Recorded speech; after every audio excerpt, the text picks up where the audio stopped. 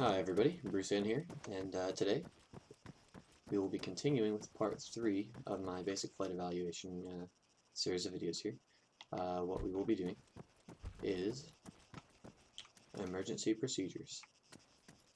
So, basically, you're going to want to get in the helicopter, practice this, then you want to come to this thing called the failure pad, and the failure pad is a square on the Alpha Charlie Joint Section Practice map. It's only on this map, so it's on the training servers, or you can ask Second Lieutenant Cruiser or myself, and we can explain to you how to get this map so you can play it single player. He explained it to me, so he's going to post next. But first thing, we're going to take off and head over here. At this point in the evaluation, the ATC is completely done for, so we don't have to communicate with him anymore. So you just come here. Land, alright. So, you'll see now that we have this list: tail rotor failure, engine failure. Now, what we're going to do is we're going to be using those to practice if a failure has happened while flying. We're going to be practicing our emergency procedures. So, the way that we're going to say this, well, the first thing we're going to do is we're going to go over to the runway and we're going to hover at 100 meters. You can use auto hover to get into the stable hover.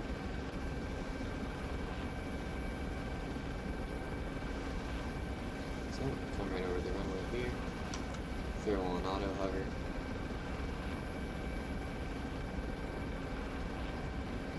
come right up to 100.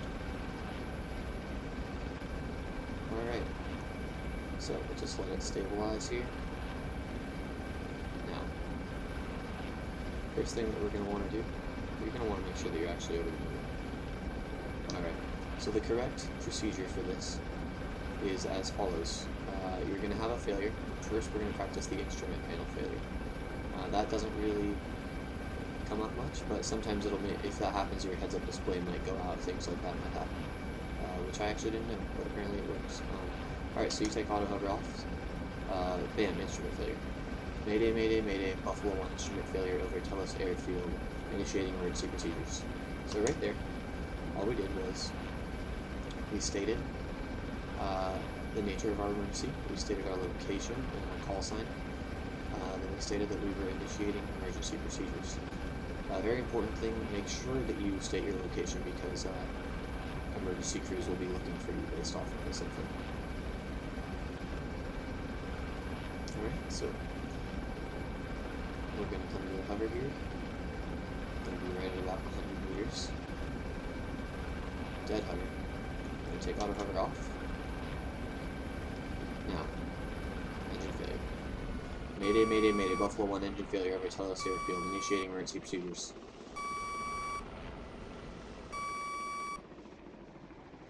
And there you go.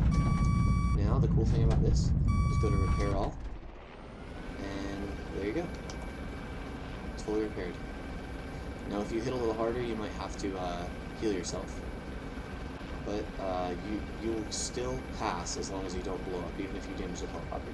So you saw the way that I did that. I angled the nose down a little bit, pulled up, and oops, I went a little higher. Angled the nose down, and slowly pulled it up. And then just before I got to the ground, I slowly edged up the collective to create a cushion of air that saved me from smashing into it. Here, I'll practice one more time, so we can see. Here we go. Oh, I didn't do the actual failure. Here we go. Back up here. Mayday, mayday, mayday, Buffalo 1 engine failure over Telos Airfield, initiating emergency procedures. You can play with the collective on the way down. There you go. So it doesn't have to be all at once, and I feel like that's a common misconception, is that you have to throw the collective up right at the end.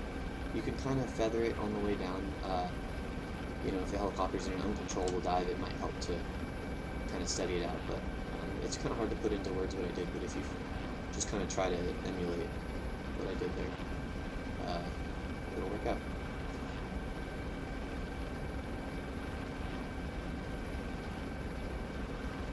Alright, now here's a tail rotor failure. So take off auto hover,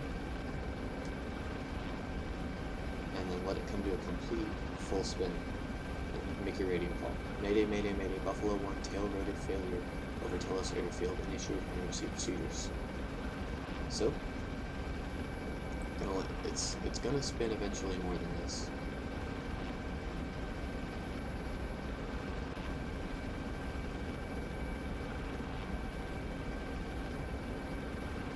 There we go. Now we're gonna climb to about 250 meters is a good height. You know, as you can see, this is kind of dizzying, but oh well.